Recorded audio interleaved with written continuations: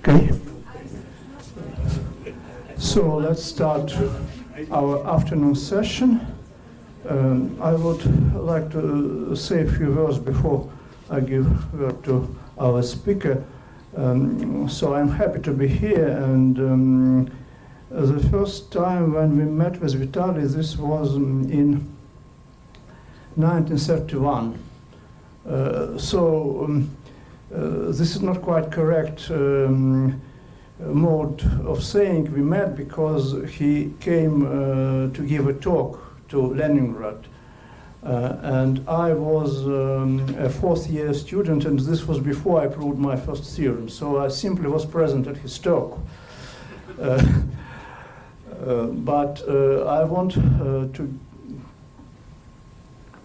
to recall some two details. Two details, probably they are not universally known. First, his talk was, and this was a seminar in Banach Lattices, as it is called now, directed by Wulich.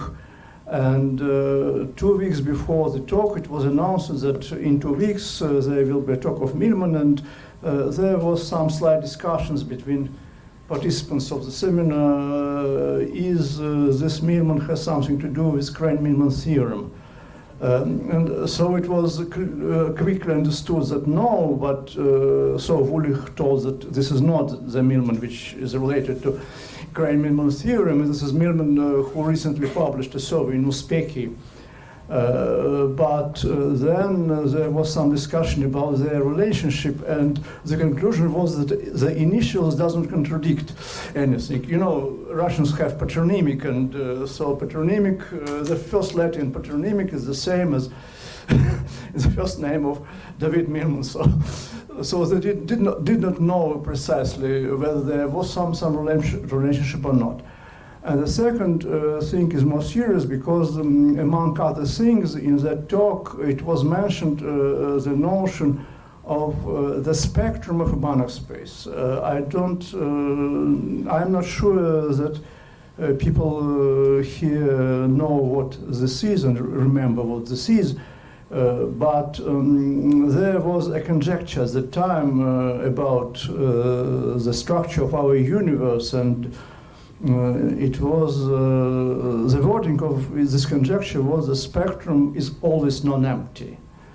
And some months later, this was disproved by Cyrilson in his simple example. And when he told me, so he was also present at this talk, so he knew the problem, of course, but the talk influences him very much, I think. He used corollary of this. Yes, yeah, sure, but when they told me that he constructed that counterexample, he told like this, that wrong there where the spectrum is empty.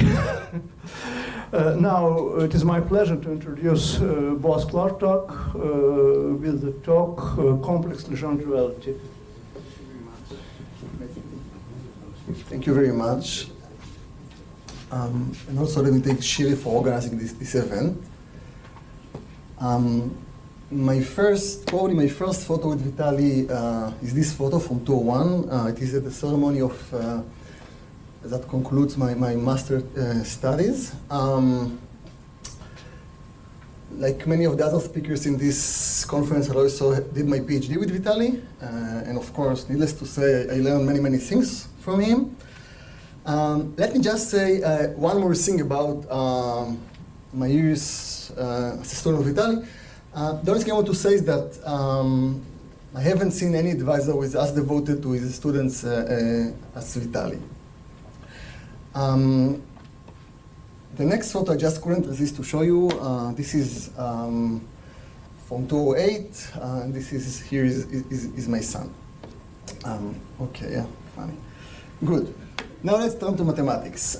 So the title of my lecture is Complex Legendre Duality, and we hope to try to combine several points of view from a few mathematical disciplines. The first field is convex geometry, and in fact, this point of view is quite related to recent research of Vitali, relatively recent research, more recent than these photos at least. And Vitali's recent research, which concerns some hidden structure, some kind of sort of multiplicative structure in the space of convex bodies and the role of duality. A second point of view is interpolation of Banach spaces, say the duality theorem of complex interpolation. There is a point of view of complex geometry and the complex Monge-Ampere equation, and I wouldn't say almost nothing, but you can also connect this subject to transportation of measure. Now, I'm not fully an expert in all of these four mathematical fields, and I see in this audience people who are greater experts than me. And we're very happy if these experts will make questions and make comments and ask questions throughout this talk to enrich our understanding. Okay, so let me begin slowly with the concept of convex duality. Whenever we are given a convex set K in Rn, 0 in its interior, say in the convex set, we have the polar body, K polar. It's defined here on the this formula. Did I see it works? Yeah. And the simple examples, if you begin with the unit ball of LPm, after duality you get the unit ball of LQm, where 1 over p plus 1 over k equals 1. And there is a correspondence between the boundary of K and the boundary of K polar, and if you apply this procedure to polytopes, then faces transform to vertices and vice versa. Yeah, I think we know this. Duality is an involution. If K is convex and closed and 0 inside, then you apply it twice, you go back to the original convex body K. There is a unique fixed point to this transformation, which is the Euclidean ball.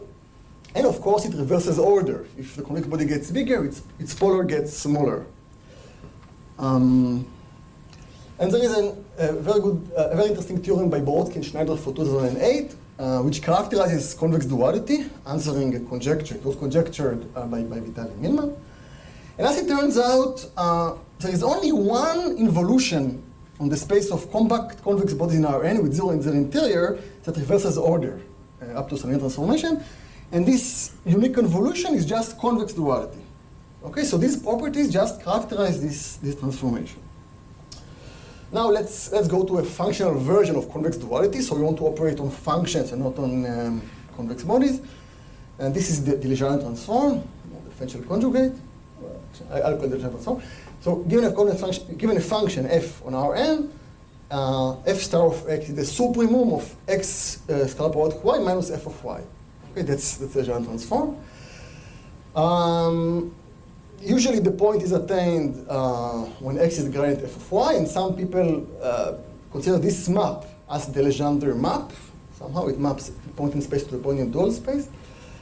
And it's a variant of convex duality. For example, if we have a norm and we take it to the power p and divide by p, if this is f, then f star is the dual norm. So the unit ball of this norm under convex duality is the unit ball of this norm, and the norm itself under the Legendre transform becomes the norm to the power q divided by q with 1 over p plus 1 over q equals 1. Okay, so this is the Legendre transform, a variant of convex duality. And there are many uses of Legendre transform. Well, of course, one of the earliest uses is that it helps us pass from a Lagrangian formulation of classical mechanics to a Hamiltonian formulation. But what I want to mention here is just some nice usage in optimal transport. We know that there is a very special map, canonical map, the Brownian map, grad f, which transports a given probability measure mu to a measure nu on Rm. And this map is the gradient of a convex potential. And if you take this potential and apply the Legendre transform, you get the inverse, the Brownian map from nu to mu. Okay, so Legendre transform gives you the inverse Brownian map. And this is because of the fact that as a map, the gradient of f is the inverse map of the gradient of f star. This is just the inverse map. Okay, the properties of Legendre transform are not very different from those of convex duality. F star is always convex. It's an evolution. If f is convex and always semi-continuous, applying it twice, you go back to the original function. Order is reversed. And there is a unique fixed point. So in place of the Euclidean ball, the unique fixed point is the function x squared over 2, Euclidean norm of x squared over 2. And there is a function analog of the Borodsky-Steiner result. This is a theorem by Shri Arshna Vidan and Vitali Milman from 2009. And what it tells us is that the Legendre transform is the one and only order reversing involution, which is defined as the space of all proper. I didn't say what proper means. It just means that the function may attain the value plus infinity, but not only this value. If it attains value plus infinity, it somehow should attain a finite value. and lower semi-continuous and convex function on Rn. So up to some linear transformation, there is just a unique order reversing involution. This is the Legendre transform. So this seems to be the end of story. We have only one transform on the space of convex bodies. However, let us now jump to the very end of this lecture and to a theorem by Lampert, which roughly says the following. So first of all, we discussed something which is called the complex Legendre transforms. So there is a certain infinite dimensional family of transforms. One of them is the classical Legendre transform, but not only, there are also others. And Lampert characterizes this transform. What he proved is that these transforms are the only smooth order reversing local involutions. Okay? So here there is a here the transform should be defined in the space of all convex function, including maybe the value something global all convex function, even you care about minor things like the value plus infinity. Here it's a different picture because these are only local involutions. And these convex functions are the only smooth order reversing local involutions around the fixed points, which are symmetries of a certain equation, a certain complex Monge-Ampere equation. Okay, so that's going to be the very end of this lecture. And Explain this common for all of them. No. For any, okay, basically for any real analytic, there is one transform for any real analytic, you begin with a real analytic function, and there is one transform for this function. So they're like a locally symmetric Riemannian manifold. You have many involutions around basically each point. This is the picture. And here you have just one point, x squared over 2. That's the picture that you have in mind. Thank you. Yes, Vitali. My understanding. Please. But involution is the least important property in this theory. Involution. Okay. It's important that it is onto. But involution, it means Yeah. that it will be symmetric Onto. operators have Okay. symmetric. So this is very much not onto. These are local involutions. Everything is defined local. It is not a priori onto. This is more important.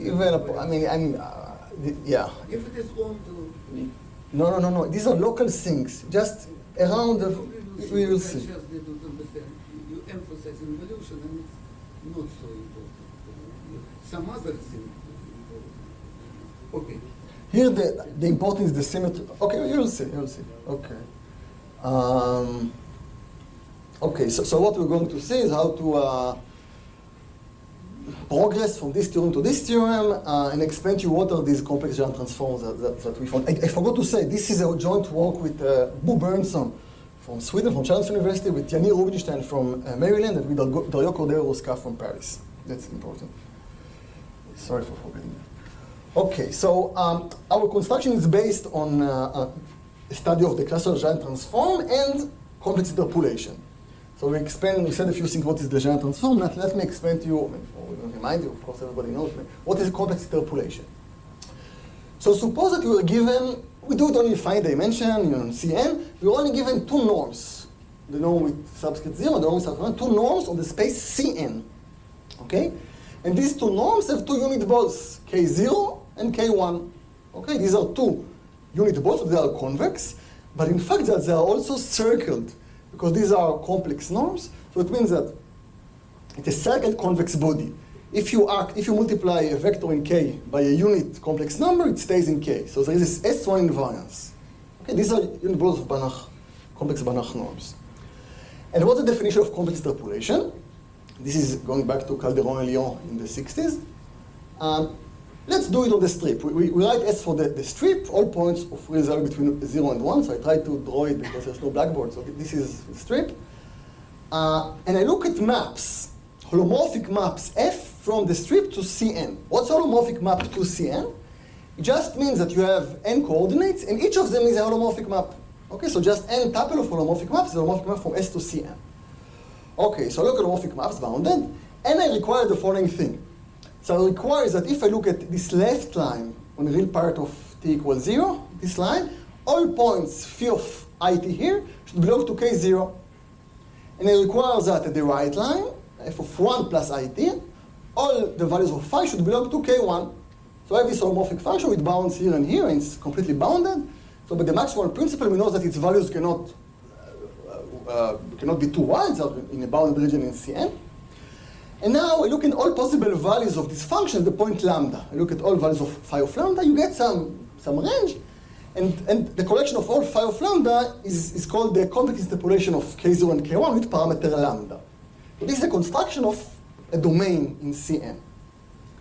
Let me say already now that there is some invariance in the imaginary axis. So if instead of lambda you take lambda plus I or lambda plus 17I, it wouldn't matter because you can translate your function and it's the same. Because our boundary values here require the same boundary values for all the values on the left line and the right line. Later I'll require maybe different things at each point. But now it's the same value, so there is just one real parameter lambda between 0 and 1. It wouldn't help you at all. You wouldn't get anything new if you allow complex number. Only this is enough.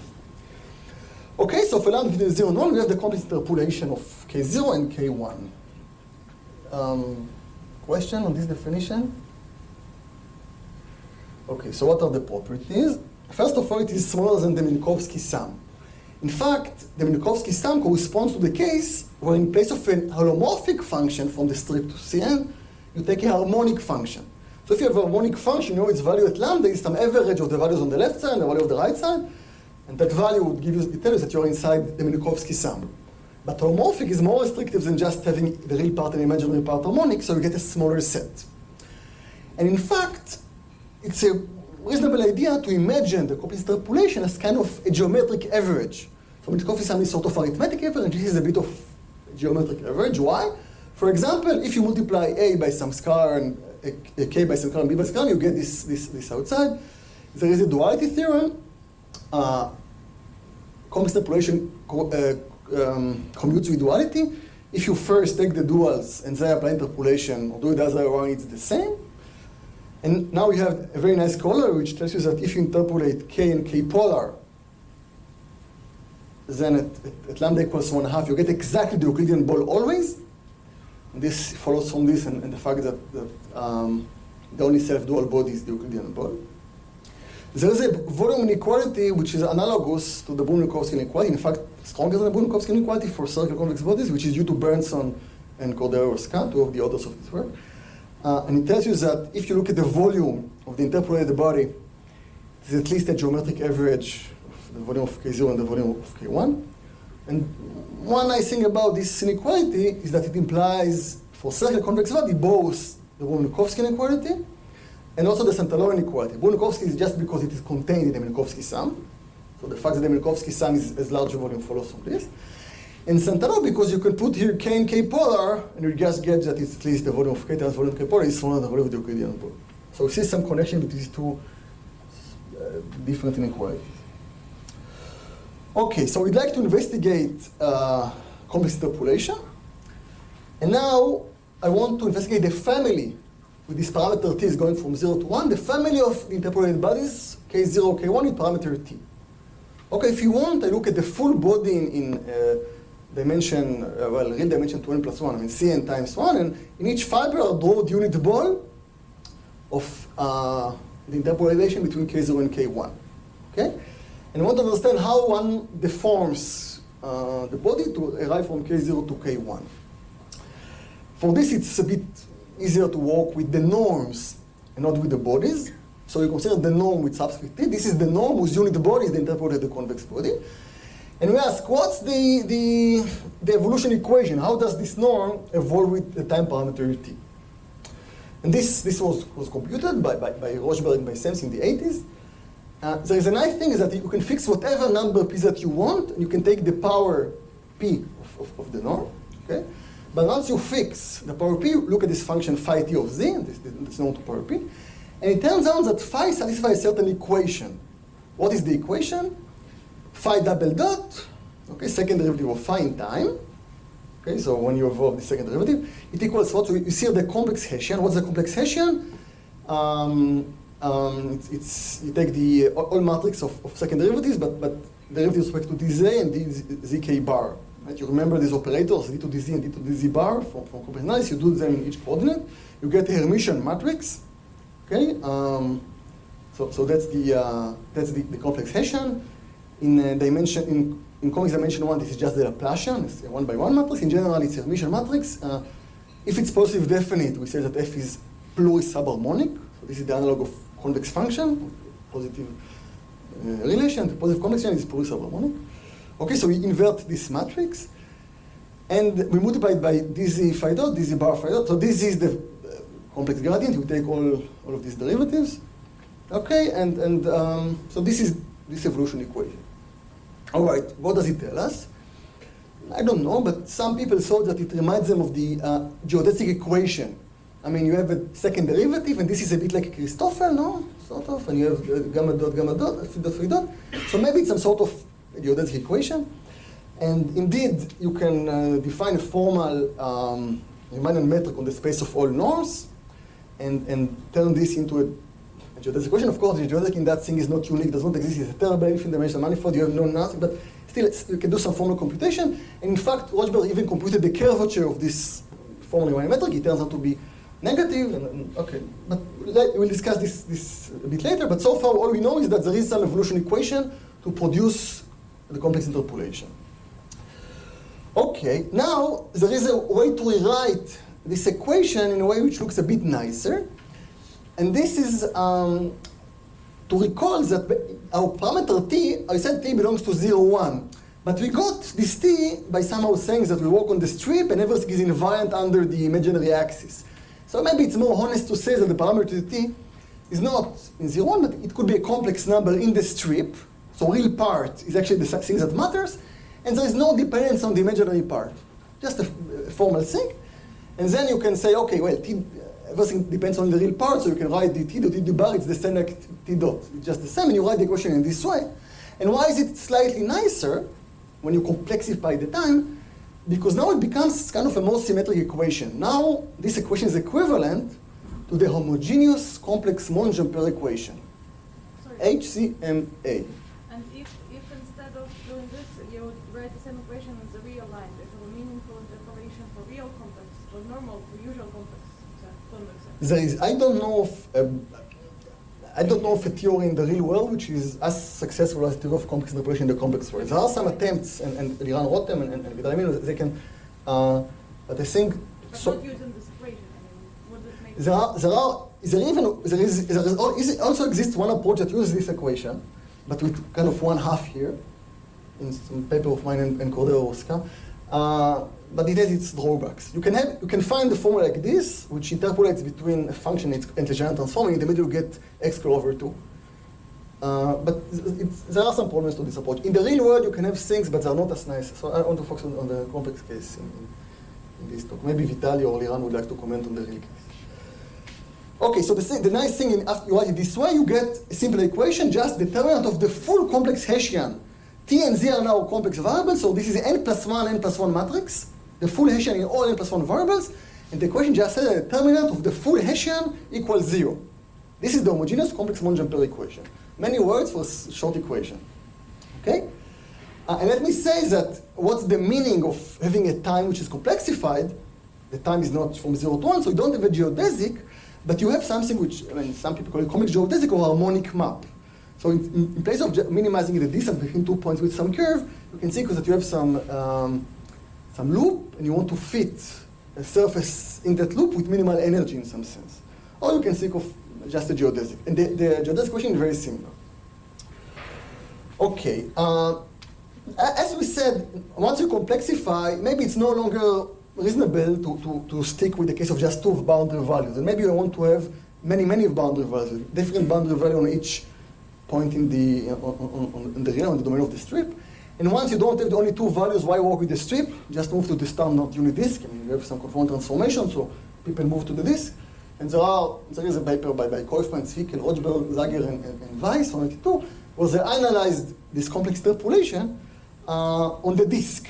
Okay, so now we replace the strip S by the disk D, and we assume that we have the following boundary values. So above each point on the circle, you have a fiber, which is kind of Cn, and we have some boundary data, phi S. S would be a point on the circle, and we have some function on Cn. Okay, and our goal is to solve the homogeneous complex the HCMA equation inside the disk, and get a family of more functions inside the disk, not just on the boundary. And this will be the complex interpolation of this boundary. Okay. So, for example, how would you go back to the case of the strip of just 2 values? If you have just two boundary values, I don't know, the norm to power p and the norm to power, norm 0 to power p and norm 1 to power p, you can just take two arcs on the circle, not arcs, two measurable sets on the circle, each of the same measure pi, because the circle is 2 pi, so each of them is pi. Put this boundary data there and here. If you can solve this equation, we'll discuss formal theorems in a minute, but if you can solve this equation, then look at the fact you get in the middle. The fiber in the middle, this will be exactly the interpolation we had earlier, the 1/2 interpolations that we had earlier. And the fact that you can take any measurable subset of the unit disk and put the values there is related to the fact that you can have an inner function that maps any set of measure half to an arc of measure pi, right? Let's see, it's 2. Okay. So you can have more than two boundary values. Now let me discuss the duality theorem in complex interpolation. Okay, so this is sort of the last slide of the introduction before I formulate theorems. So, okay, so there are issues I need to discuss. The solution exists, it's unique, and in fact it's not unique, and I take the maximal solution. See? But let me already make a connection to the Legendre transform. So recall that we know we have the duality theorem of complex interpolation.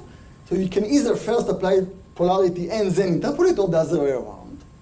And what it tells us is that complex interpolation seems to commute with convex duality. And in fact, this amounts to some observation which was almost made by Lemper in 1985. And this is the fact that if you apply a fiber-wise Legendre transform, you get a symmetry of this equation. So what is the fiber-wise Legendre transform? So let's recall, we work on the unit disk, not on the strip.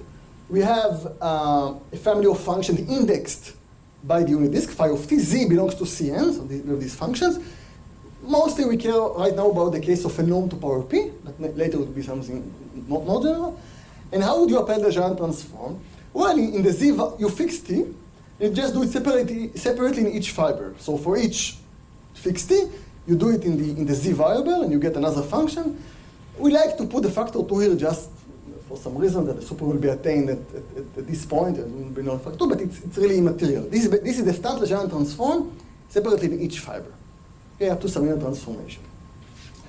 Okay, and what we expect is that if you begin with a solution, say some interpolating family, and you apply separately to each fiber this transform, then you expect to get a new solution of the homogeneous complex Monge-Ampere equation. Okay, so that's at least the starting point of our work. Okay, so now let me be more specific. So now, first of all, we discuss, we came from convexity, so we begin with the case where the boundary data is convex. So we don't assume that it's a complex norm. It could be actually a real norm or Cn, or more generally, it could be any fiber-wise convex function. So we assume that our function on the boundary of the circle are in each fiber separately, they are convex. Sometimes I think strict convexity, but we just assume that they are convex for any point on the boundary of the circle. There's a technical assumption that helps us. I think it's immaterial, but I need to, okay, formally we need it. We assume that at infinity there is some uniform growth condition, so there is some number of p, so that all functions go roughly like z to the p at infinity. So up to a constant, and additive and multiplicative, they all grow like z to the p, just because we need to work in a hard disk space and it's a bit easier. But, okay, maybe we can eliminate that, I'm not completely sure. And now, there are many solutions, so there is no unique solution to the homogeneous complex Monge-Ampere equation. Unlike, say, the Dirichlet problem, there is more than one solution given boundary data. So, but among all solutions, we're going to take the maximal one. So what's the definition of our maximal HCME solution? We take the supremum over all plurisubharmonic functions, so those functions which have a positive definite convex Hessian, the analog of convex functions. We take supremum over all PSH functions which satisfy this growth condition, and we want their boundary values to be below the given data. Okay, so like the Perron solution for the Dirichlet problem, we take all sub-solutions, and we take the supremum of all sub-solutions. This is the maximal HCMA solution. Okay, so what are the properties? So this was considered by some people, by Alexander Verman, by Slotkovsky. And the first theorem just says that the solution indeed, it's well defined, it's PSH, and it's again fiberwise convex. Okay, so if you begin with convex functions at the perimeter of the circuit, you get convex functions also inside. Another thing, let me just elaborate a bit about the fact that it's plurisubharmonic. So plurisubharmonic, we said it means that if it's smooth, that the compensation is non-negative definite. But there is also other ways to do. There are also other properties of this holomorphic function. So, for example, plurisubharmonic lies below. If you plug in any holomorphic function, it lies below. You get a subharmonic function. So what does it mean? It means that if you take any holomorphic function f, right, it's saying in some hard space, any holomorphic function f, and you look at the values of phi along this holomorphic disk. Okay, so you just plug in, you let the value, you look at the value t0 and at f of t0. You look at your function phi at this point. Then it is below, then it's going to be a subharmonic function of this t0 here, which means that it's below the harmonic function with the same boundary values. So if you take just along this holomorphic disk, just along this holomorphic function, you take the Poisson extension. Okay, so I plug in a holomorphic function into phi, and I look at the boundary values, take a Poisson extension, I get something smaller, because my function is subharmonic along any holomorphic disk. Okay, so P is the Poisson extension. Okay, so these are the basic properties of the solution. But as it turns out, there is a much richer property. There are much richer properties for the solution for convex interpolation. So let me just recall you these PSH conditions that among any holomorphic function, you are below the Poisson extension of the boundary values. But as it turns out, there is a foliation by holomorphic disks with respect to which you have equality here. What do I mean? So this is how I sort of visualize this thing. We have the boundary data on the disk. We have our fibers, and we construct this maximal HCMH solution. We construct functions also inside. And the claim is that if you choose any point inside this cylinder, so any point, this point, I don't know, T0, Z0, just any point inside, then if you take any holomorphic function, you get an inequality. But there is a unique function, f, for which you have equality in this Poisson extension. So there is a single function for which you have equality here. And in fact, if you take this specific holomorphic function, then you get that the function is harmonic along this holomorphic disk. So again, I can so at each point I can find just a function, holomorphic function from D to Cn. So it's an image of this disk. I call it a holomorphic disk, just a graph above this disk, okay? Just a graph above here. And if I restrict my function to this graph, I get a harmonic function. For all other graphs, it's subharmonic, but there is one of them for which we get a harmonic function.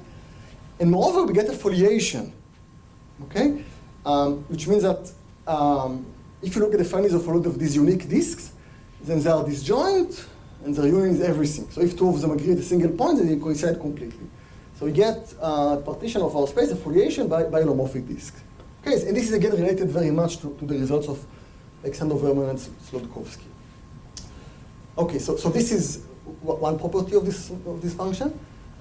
Another thing I want to tell you about the relation to convex duality. Okay, so now we assume that our boundary values are not only strictly convex and uniform Gauss condition, but I also assume that they are smooth. Okay, and let's look at the collection of all of the holomorphic disks in this foliation. So these are many functions from D to Cn, and if you look at the graphs are disjoint, and the union is the entire cylinder. And for any function in this foliation, if you look at at phi, the interpolated at the HCMH solution along this holomorphic disk, you get something harmonic. Okay. And now, what's the effect of the Legendre transform on this picture? as we said earlier, well, as you expect, if you now apply a fiber-wise transform, each fiber you apply the Legendre transform, then you get another solution, another maximal HCMH solution. So this is the symmetry of the homogeneous complex Monge-Ampere equation. Moreover, the foliation moved to the foliation. So we have this picture of foliation by holomorphic disks. And now we can apply this Legendre map. We know that if you apply Legendre from each fiber, it always gives you a map from a point in Cn to a point in the dual Cn, in point of the space of the Legendre transform. And this map is what's written here, d phi to dz. And in fact, if you just look at the image of the holomorphic disk under this map, you get again an holomorphic function, surprisingly. And this is exactly the holomorphic disk in the foliation for phi star. Okay, so the Legendre transform really preserves all of the structure of this equation. Okay, so let us see some examples, I think. This is a very developed theory, but not so many examples. This is one example. Let's consider the case where the boundary data are, there could be arbitrary convex functions, but let's take the case where we get just a complex quadratic function. So we have a Hermitian matrix M, and boundary data is just, say, smoothly varying in S, and we have our quadratic functions. And now what is going to be the interpolation? In fact, if you do this procedure, you recover an old theorem by Wiener and Massani from the 50s. The Wiener-Massani theorem tells you that whenever you have this boundary data of matrices on the boundary of the disk, there is a unique way to extend them to the inside in the following way. There is a unique holomorphic map on the disk, which is, that's important, invertible everywhere. And with boundary values, if you do look at B star B, that's a positive definite Hermitian matrix. I didn't say it's positive definite here, it's on a convex function. If you take a B star B, you get the given boundary data. Okay, so that's the Wiener-Massani theorem. In fact, you can give another proof using these ideas, but you get nothing new. And okay, so in this picture, what are the holomorphic disks and what's the solution? So the disks are just given by the inverse of B1, so this is the holomorphic disk. B minus 1 of t is a holomorphic matrix valued function, and you plug in this value so that it will attain a given, so you want a t0 to equal to z0, so you plug in this thing. And the interpolation function, of course, you're going to get a family of convex functions on the fibers, and these are just B star t, b, the quadratic forms of this form. On the boundary, you get what you started with. Okay, so that's an example. And another interesting thing in this example is that I told you earlier that we have this foliation, and along the leaves of the foliation, the solution is harmonic. In fact, in this example, it's not only harmonic, but it's actually constant along leaves of the foliation. Okay. I have, I think I have done. Okay, good. Let me tell you a few more things. So what's the role of, if you remember earlier, I told you that you can interpolate, you can either take the power P, you cannot take it, you can take whatever you want, you get the same result. So how could it be that if you take different parameters P for this equation, you get basically the same solution, there's only dependent P. This actually follows from homogeneity and S1 invariance. So apparently, if the boundary data is invariant, is homogeneous of order P, and invariant under circular invariance, so it's convex homogeneous of the degree P, then there are some simplifications. So, okay, there is some lemma, some simple lemma which tells you that automatically in this case, the solution, in this case, the logarithm of phi, not only phi is PSH, but its logarithm is PSH, so this is stronger. If a function is convex or PSH, then exponential is the same, but not the other one, so there is something a bit stronger that happens in this case. Excuse me for interrupting. I have to say this was a wonderful result of Calderon in his original paper, complex interpolation. Something very close to that. That each power P? There is a result of the... Yeah. So even I think that's a wonderful result of Calderon. Yes. In our theory of, well, in Calderon's theory and our generalization of it, Yeah. showed that you could put any P norm or the suprema norm, and you get the same norm, you get the same That's norm equality. Yeah. Yes. Yes, back to wonderful work by Calderon. Yeah, that's very nice. Yeah. So in the general case, in our case, you get a harmonic function. It's not constant, but it's harmonic. That's what we get. And this You've is. taken this much further, and it's a real delight for me to see that Well, thank you so much. asymptotic theory has developed so beautifully. Yeah, thank you. Yeah, once you give away this complex homogeneity, then you lose this the fact that you are constant along the foliation, but at least you get some properties with it's harmonic along the foliation. That's the thing now. Good, thank you. More remarks by experts on. So really, I mean, okay. I continue. Yeah, anyway, so since the logarithm is PSH, then you can take any power to be again PSH. And another thing is that along the leaf, you have a harmonic function whose log is, pure subharmonic. If you think about it, if function is harmonic and its logarithm is PSH, it has to be constant, no other way. So that's the special case of complex interpolation, of complex norms. Okay. Now, let me now try slowly to go back to the beginning of this lecture. We said that we have some new symmetries, some more symmetries in the space of PSH functions. And now let's think in this duality theory for complex interpolation, in this Legendre transform, what properties of this Legendre transform we actually used in the argument. So there are many analytic subtleties. So I mean, we wrote 2 papers, one of them only the Legendre transform, in which you can really redo everything. That's the classical theory. But apart from these many analytical issues, at least it seems that if you look at the formulas, it seems that you don't use so many properties of the Legendre transform. Okay, so this is the Legendre transform. Please note that I put this factor 2 and remove it as pleases me. I mean, this is the same transform different in our transformation. Now we put the bar, but really everything is the same. Just you can formulate everything in whatever normalization that you want. And this transform has a unique fixed point, which is z squared, this normalization. So there is no, earlier it was x squared over 2, now just z squared. That's the unique fixed point.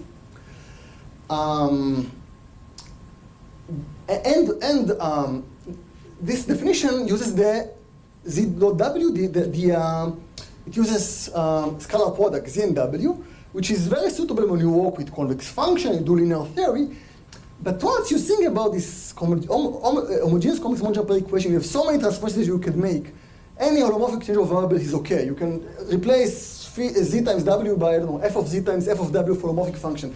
It seems to me there are lots of freedom, and somehow this linear scalar product seems too narrow for you to work with. So if you inspect the argument, and apart from the main analytical issues, what are the properties that we really used for this linear function in this existence foliation, duality, etc.? So we actually used very few properties. So it was important for us to know that the scalar product z times w bar, we use the fact it's holomorphic in z, and anti-holomorphic in w, and it should be real on the diagonal, because this is important for being an involution, which actually, okay, I'll discuss this involution thing if it's important or not in a few minutes. So these are the only properties that we use. So let's try to see how would you generalize this thing. So here's the psi Legendre transform. We begin with some given function on Cn, okay? I have to assume that psi is real analytic, and maybe one day, I don't know, okay. I assume that psi is real analytic, and should be strongly pure subharmonic, meaning that the Hessian is positive definite everywhere. Okay, not uniform lower bound, but just positive definite everywhere. Now there is a unique way to extend psi to a function of z and w, a polarization of psi if you want, and this extension will be holomorphic in z and anti-holomorphic in w. Now look here, how do you do this polarization? So it's real analytic, so it's a Taylor series. Any Taylor series, you can write it with many ways, but one way that you write it, you can use multi-indices and say that there are some Taylor coefficients at z0, and you have z to the alpha, z bar to the beta. Okay, it's real analytic, so there are both z and z bar. It will be holomorphic, you have only z, and if it's anti-holomorphic, you have z bar. In general, if it's so smooth that it's real analytic, then you have z and z bar. Now, what's the polarization? How would you get a function of z and w, which is anti-holomorphic in w, holomorphic in... Well, all you do is you replace z bar by w bar here. Okay? That's it, a very simple procedure, which makes it a function of z and holomorphic in w and real on the diagonal, because if you put z equals w, you go back to psi, which was real analytic, real. Okay, so that's the polarization of psi. And now one way it does not, okay, it is not defined, everything is local. So this is not defined on all of Cn, it's just defined in the neighborhood of the diagonal. That's all we know. From the neighborhood of the diagonal is Cn. And now what's the psi Legendre transform? Well, you just replace the scalar product z and w by this polarization, psi c of z times w. That's it. And z, I didn't say where it ranges because it's a problem. Because it's defined only in the diagonals, you only take z in the domain of definition of psi. But you don't have any more convexity. It's not. No, nothing. It's not a linear theory. PSH, pure subharmonic. Yeah. Not a linear theory, no convexity. But usually you know that pure subharmonicity connected with convexity very strongly. Yeah. And so it should not disappear if there is. So if psi is convex, I will say just a short example. Okay. Yeah, very good. Yeah. So this is the new transform. This is what we propose. For example, if your function is strongly convex, as Vitali asked, this is a particular case of strongly PSH function. So let's look at examples of strongly convex functions. This is the only world I know, so let me focus on that. So examples: if your function psi is z square, this is the fixed, this is z square, then the polarization z times z bar becomes z times w bar. So you get again the classical Legendre transform. Okay, but let's take another convex function, say in one dimension, one convex dimension. In C, let's take z to the 4 plus z squared. This is strongly convex, so it's strongly PSH. If you do this polarization, you get another function, and you get another transform. If you are, just two examples of transforms. Now I'm going to apply it to some functions. Okay, what are the properties of this transform? So first of all, I cannot apply it to any function that I want. I can only apply it. Please, Vitali, you're worried. No. This example 2 is interesting. It is not connected with square root in the arithmetic geometric mean, because this square will go to. Is it not connected with creating some kind of square root of Legendre. convex square root of function? או תראו נגדיר רק אופרטור. Because the square will go to complex square root of Legendre transform? here, square root. Because You apply it twice, it's... square, and it will go like square root from others. No, okay. Okay, I don't know. I was not thinking, I just wrote some equation. I didn't think anything about this example. Okay, what are the properties? So first of all, you cannot apply to any function. You cannot apply to function near psi. So there is a C to neighborhood y of u of the function psi. Functions that are close to psi, you can apply. And in this neighborhood of psi, you get a well-defined order reversing involution in u. And it has a unique fixed point, which is psi. And the fixed point is not a quadratic function, so it is a different transform. Moreover, it's always PSH. And this fiberwise transforms is a symmetry of the HCMA equation. It transforms a solution to another solution, foliation goes to foliation. Okay, so that's a new symmetry of the Legendre transform. So just a few remarks on this transform. First of all, why did Lamper at complex geometry bother to prove that this is the only thing that exists? Because this is some kind of, there were many hints for these transforms in the literature in complex geometry, because these people computed the curvature tensor of this metric, with this geodesic. The curvature is negative, but they also computed the gradient of the curvature tensor. And it turns out that formally, just formally, there are no geodesics, just formally, the curvature tensor is parallel. And there is this Klartag theorem, which shows it in finite dimension. If the Riemann tensor is parallel, then it's a locally symmetric space, meaning that there are many involution around each point. So if you take the geodesic around each point and just flip around the point, so each point goes to the other side of the geodesic, this will be an isometry in finite dimension. So they knew, these people knew from the 80s, that there must be some, the tensor is parallel, and there should be some transform that implements, that is an isometry, but they could not find it. There were some attempts. And somehow it seemed, what happens that if you just study this little thing from convexity, okay, it gives this transform. Now, the question which is really important, I don't know, is what is the domain of this new transform? So whenever you have a fixed function, a fixed point, there is some neighborhood, and your transform is defined in this neighborhood.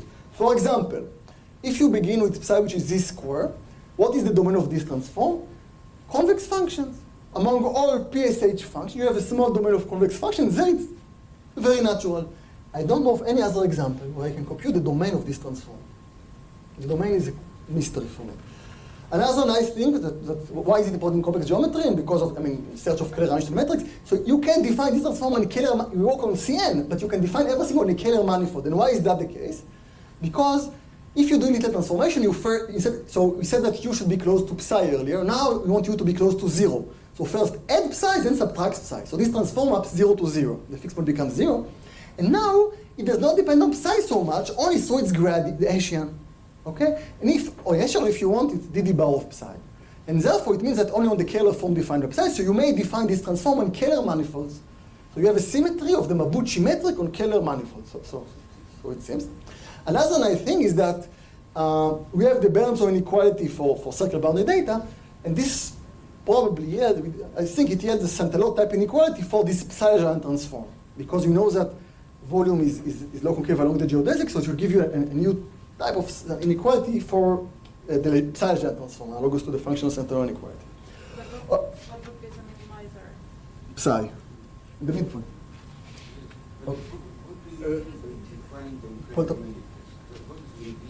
So it's defined. Okay, so you have you fix a Chern class. Okay, each Kähler form is omega 0 plus dd bar of u. Okay, and not Chern. Fix a Kähler form. Fix a Kähler form, not Chern class. Fix a Kähler form, and then it defined on functions. Okay, so this trans and 0 goes to 0. Okay, so if you look in any patch, it's the same transform because it just depends on the Kähler form. So you can define a transform on functions with respect to a given Kähler form, which is an isomet of the Mabuchi metric. It is global transform? Yes. On a compact Kähler manifold, yes, it is a global transform. But it's defined only in a neighborhood, so the function u should be very close to 0. You can only apply it for functions which are very, very close to 0. So it's near a region of Kähler form? Yes. So it's global in the manifold, but yeah, it's a local symmetry in the space of Kähler metrics around the given Kähler metric, which should be real analytic. This is Should yield or yield? There is some little thing, so we need okay, we have Bernsson. Similar to something which is not yield. Similar. So we didn't, okay, there is, yeah, everything is a problem there. So, yeah, should yield, no, does not yield yet. I'm not, okay, so I can explain, no, I have no time at all. Maybe I just tell you what is the Mabuchi metric, because I told you this to, I just look at this formula. So I told you that there is a way to associate a metric, Riemannian metric with this interpolation. It has a very nice, simple formula. So let's just look on complex functions in CN if you don't, okay. And let's look at all the PSH functions in CN. And the tangent space is just infinity. Let's say it's completely supported, you don't want, and then the metric is a very simple formula. You just take u times v, times the determinant of the Hessian of f, and as it turns out, the geodesics of this metric, well, as it turns out, the formal geodesic equation of this metric satisfies is the homogeneous complex Monge-Ampere equation, which is what corresponds to complex interpolation. Okay, so I just want to conclude with a few more photos. This is for my wedding in 2004. You see Manuel's doing his thing. This is with Jean Bourgain. This is Luda. We see Luda. She's holding the baby much more carefully. And actually, there are some formulas. Okay, so this is the Santalot inequality for T, which is still a conjecture, actually, above the head of my son. And actually, here you see some formula related to the unconditional case. In the unconditional case, everything trivializes. For unconditional convex bodies, they correspond to Reinhardt domains, and then the theory is very, very simple. Okay, and that's all I want to say. I want to thank, first of all, Vitali for so many things he did to me. And on a different level, thank you for your attention.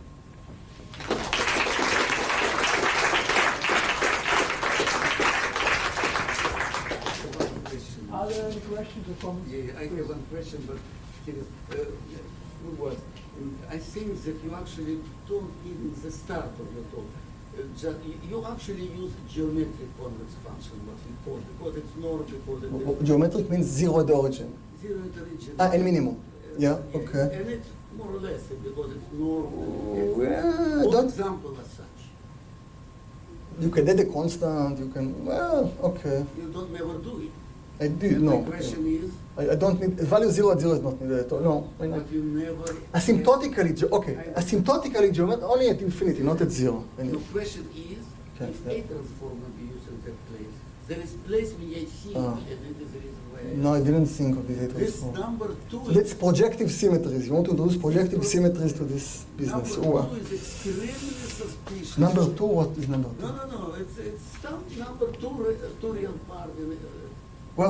It looks at it's not Ah, two in the two 14, page 14. 14. Two here. These two. Yes. and These two is nothing. Just I wanted. I know, but there exists reason for this if it is a transform. And it is the reason why I say. Please explain to me. I did not. Okay, did I not will explain. But you Okay. need to try. Not at all. And you don't know that it's nothing. No. A transform, but you need the function to vanish at the origin. No, you see. Okay, no matter. It's I will discuss. discussion more interesting we said to have 1 minute. Any more questions, please? Again, thank you so much. for Thank taking you. our theory So I was to the afraid. next Arm level. reference is okay. Sort of. The references are okay. Sort of. There's always more to add. Okay. Okay. No complaints. Okay. The Wiener-Massani theorem that you mentioned can also be deduced in the framework of what we did before. And Actually, I know that. Yeah. I knew this. And Yeah. maybe Yeah. another- I learned that from your paper. Yeah. Another Yeah. amusing You are result. right. Maybe Yeah. some of you know the name Svante Jansson from Random Graphs. Maybe. Yes. Sure. You may not Yeah. know Tracy Redon. Okay. that before he was seduced into random graphs, we loved having him in interpolation theory. Mhm. He did wonderful things there, and I won't try and tell you about all of them. I wrote a paper with him, and you mentioned this result that when you have the connection between the Calderon interpolation method and our method, that you Yes. have two spaces, and it doesn't matter what the measure of those two Yes. spaces. Only for two. For three, it's not true. Just for two. Only for two. Three, It's not true. Svante and I found a counterexample, and what's very funny here, our counterexample, when you look at the calculations, it shows that when you have a triple of spaces, it won't work. And even when you have a 2.13 triple, a 2.13, there's some inequality If it's which works. 49%, 49%, 2%. Tiny bit bigger than 2, it blows up. So Okay, thank if you you. could define, well, you know what a couple is and what a triple is. If you can somehow define what a 2.1 tuple is, then you have a counterexample there also. Okay, thank you. So That's with inner function. It's, There's a calculation Okay, there. okay. I can tell you more Alright. later. I don't remember it's exactly 2. and that's his Jansson. So that's your paper with, Joint paper with you and Svante Jansson. Okay. let's continue the discussion during the coffee break, and let's thank the speaker again.